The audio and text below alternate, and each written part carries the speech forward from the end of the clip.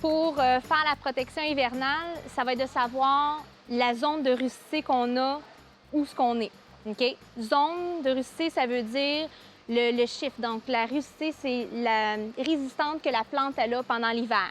Donc, nous ici, que ce soit Montréal ou la Rive-Sud, on est considéré zone 5. Donc, quand on fait un achat d'une plante, tout ce qui est zoné au-dessus de 5, considère comme une plante non rustique, ce qui veut dire protection hivernale. Tout ce qui est en bas de 5, donc zone 4, zone 3 et zone 2, c'est des plantes très résistantes. Donc, à ce moment-là, pas besoin de protection hivernale. Tout ça peut jouer en compte. Des fois, les gens sont en campagne un peu plus éloignés, on a des champs. Des fois, c'est très venteux.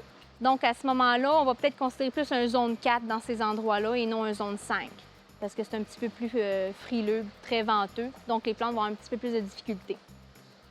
Fait que la façon que moi, je vais fonctionner, c'est que je vais y aller plante par plante.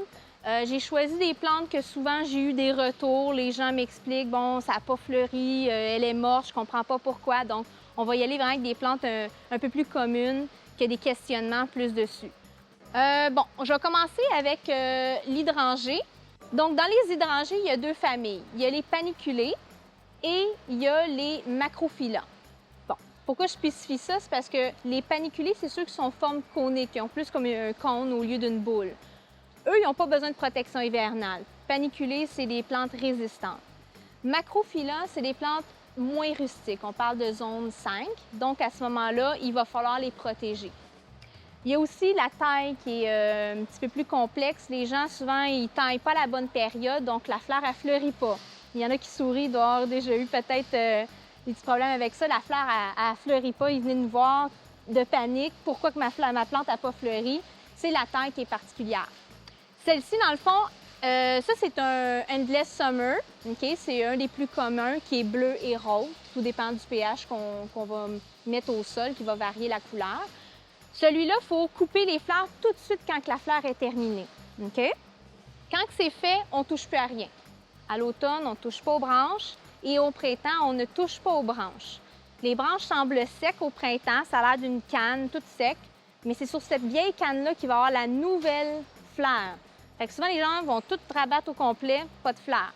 Bien sûr, ça le fleurit sur le vieux bois. Donc, si on vient de couper les vieux bois, pas de fleurs, pas de floraison. Fait que faire attention avec les hydrangées. Si vous ne savez pas le nom de votre hydrangée, tous les hydrangées qui ont une couleur bleue, rose, là, particulière, ça va tous avancer avec ceux-là. OK? Donc, la façon pour le protéger l'hiver, c'est les bourgeons qu'on veut protéger, non nécessairement les racines, plus les bourgeons. Donc, on va venir installer les piquets. Donc, des piquets de bois, comme ça ici, que j'ai déjà installés dans un pot pour vous imaginer un peu l'exemple. Ensuite de ça, on va utiliser une toile. C'est la toile Arbotech, celle-ci ici. La toile Arbotech, ça ressemble à une toile géotextile blanche. OK? Donc, les gens ont souvent travaillé avec la toile géotextile. C'est le même principe, mais elle est blanche pour l'hiver. La toile, dans le fond, la façon qu'on va l'utiliser, c'est qu'on va venir la fixer sur les piquets.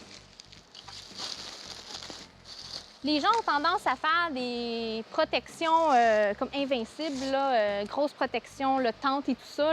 C'est pas nécessaire de tout boucher les trous. Là, OK? Oui, c'est une plante frileuse, mais on va venir juste donner une protection contre le vent qui peut arriver sur le côté. OK? Fait que le dessus, on ne fait pas de protection. On ne vient pas faire un dôme sur le dessus. Et la façon qu'on va le fixer, on va utiliser, dans le fond, une brocheuse comme ça ici. OK? Dans le fond, la toile, on vient la fixer de cette façon-là, ici, comme ça. Et puis, on vient tout juste brocher la toile sur le piquet qu'on vient d'insérer. Et voilà.